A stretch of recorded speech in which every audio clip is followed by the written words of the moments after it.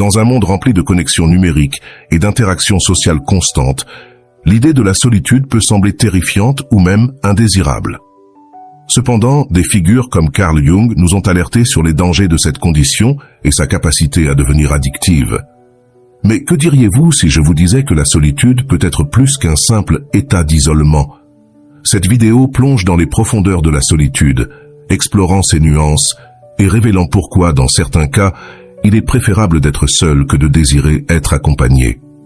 Tout au long de ce voyage, nous examinerons les réflexions de penseurs tels que Jung, Rousseau et Nietzsche, déchiffrant les mystères et les avantages de la solitude. Préparez-vous à remettre en question vos propres idées préconçues et à découvrir le pouvoir transformateur de l'authenticité qui se trouve dans la tranquillité solitaire. Mais avant de commencer, je vous serais extrêmement reconnaissant si vous appuyez sur le pouce levé, car cela m'aide à faire connaître cette philosophie à plus de personnes. Si vous ne voulez manquer aucune vidéo, abonnez-vous et activez la cloche. Carl Jung a déclaré que la solitude est dangereuse et addictive. Quand vous réalisez la paix qui existe en elle, vous ne voulez plus vous occuper des gens. Souvent, les gens voient les solitaires comme des individus atypiques, des personnes qui, pour une raison ou une autre, ne s'adaptent pas bien aux autres. Ils sont perçus avec des caractéristiques ou des qualités qui ne s'alignent pas avec les normes du groupe. En fait, dans certains cas, cela est vrai, car de nombreuses personnes qui passent la majeure partie de leur temps seules ont des difficultés à s'intégrer aux autres.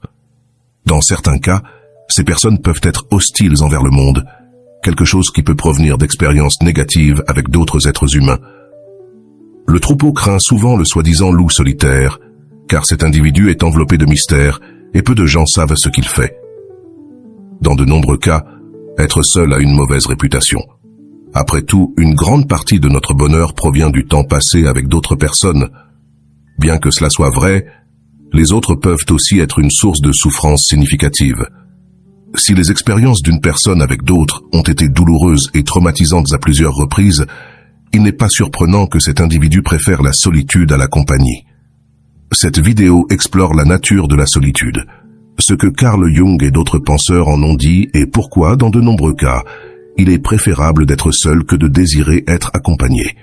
Imaginez vous réveiller seul, sauter du lit, aller à la cuisine et ouvrir le réfrigérateur. Tout ce qui s'y trouve vous appartient.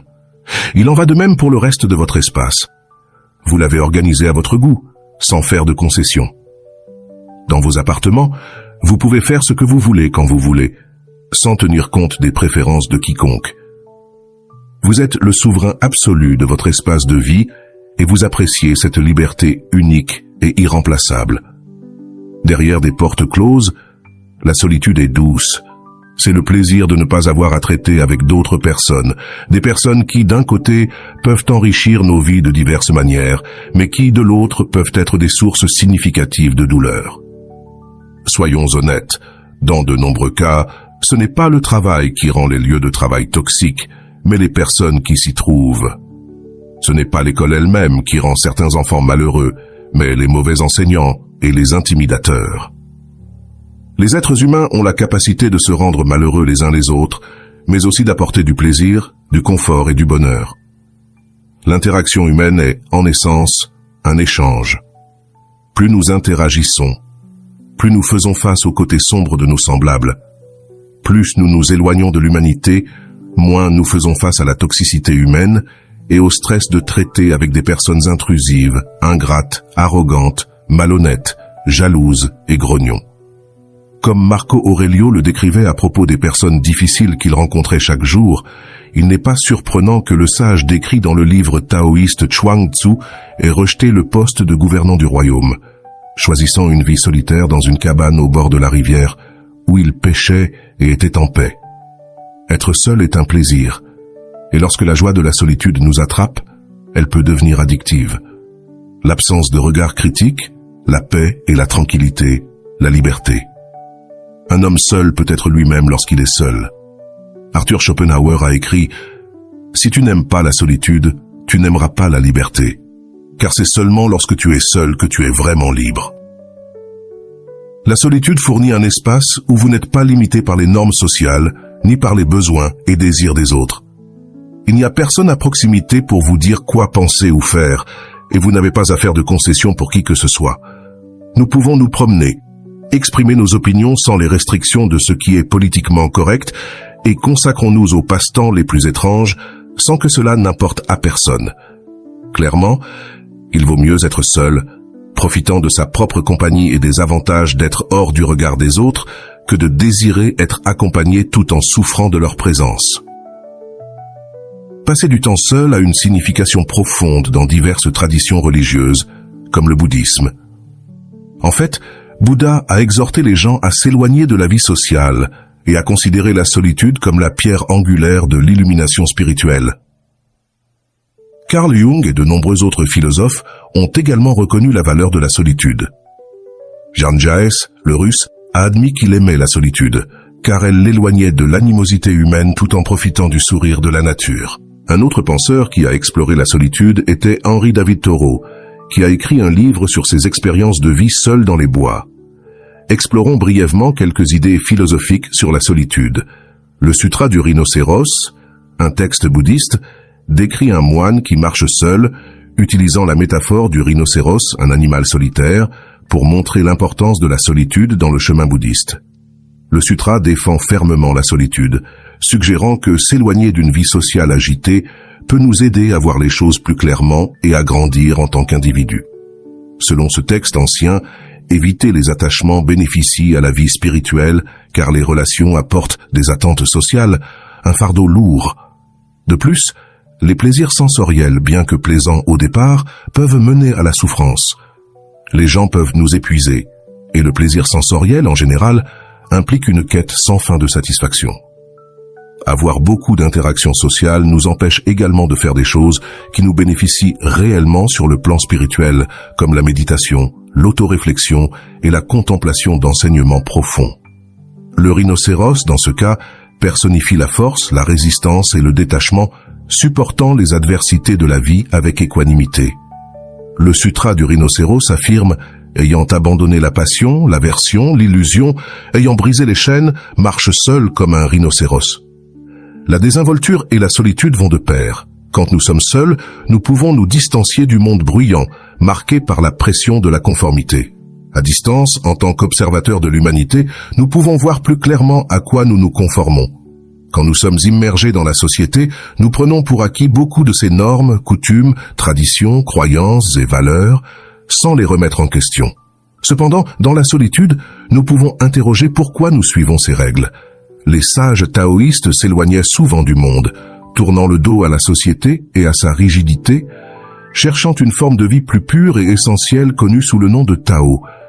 La solitude était la réponse, car être seul les protégeait des influences externes dont ils cherchaient à se libérer. Le philosophe américain Henry David Thoreau a également fait l'expérience de cette libération de la société en vivant seul à Walden Pond, une expérience qu'il a relatée dans son œuvre Walden. Dans sa solitude, il a découvert le plaisir de se rapprocher de la nature, de la simplicité et de l'autosuffisance. Pense-y, la plupart des gens sont constamment entourés de distractions.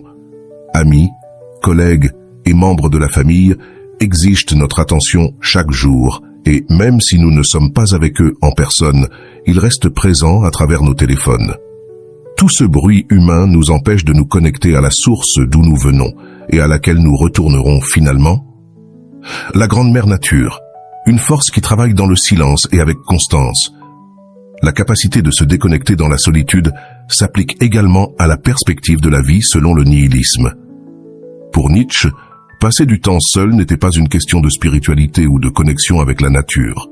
Il le voyait comme une façon de s'éloigner du troupeau humain contaminé par ce qu'il appelait la moralité des esclaves, un système de valeurs qui nous dépouille de notre pouvoir et nous transforme en moutons dociles.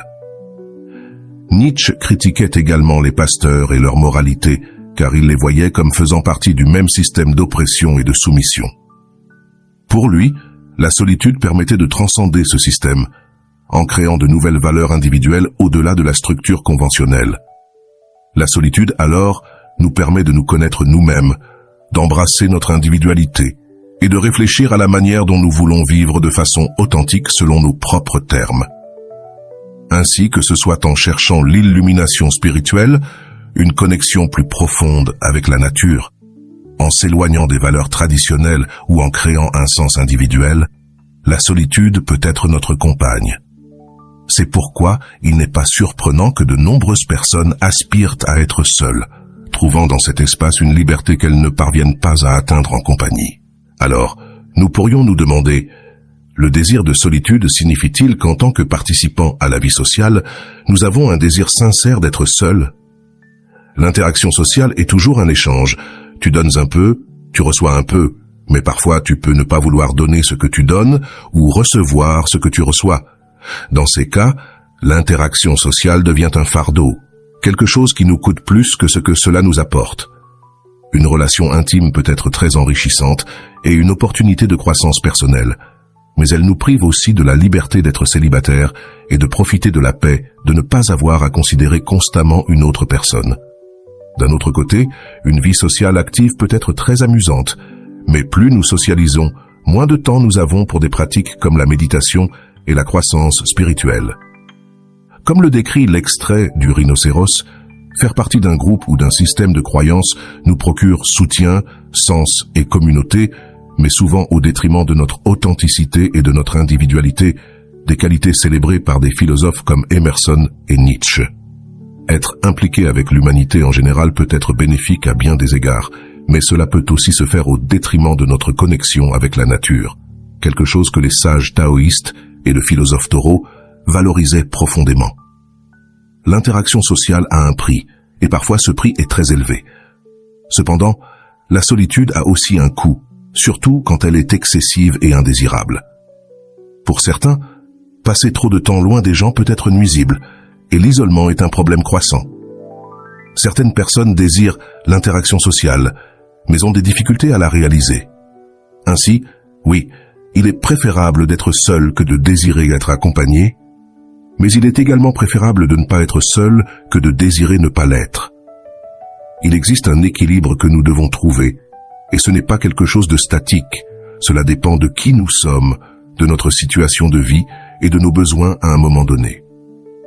Atteindre cet équilibre nécessite une auto-réflexion quotidienne. Nous demander ce que nous voulons et ce dont nous avons besoin maintenant.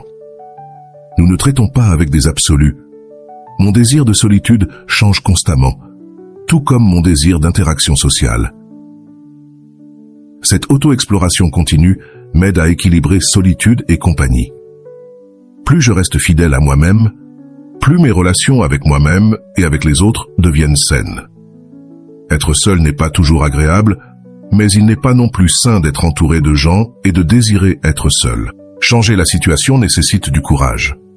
En ce qui concerne la solitude, il faut du courage pour admettre que la situation actuelle n'est pas satisfaisante et pour agir afin de sortir de notre zone de confort. Il est également nécessaire de reconnaître quand nous avons besoin de temps seul, en nous éloignant de la vie sociale, même si ce n'est que temporairement. Dans certains cas, cela implique d'admettre que les personnes qui nous entourent causent plus de mal que de bien, surtout dans des situations d'abus.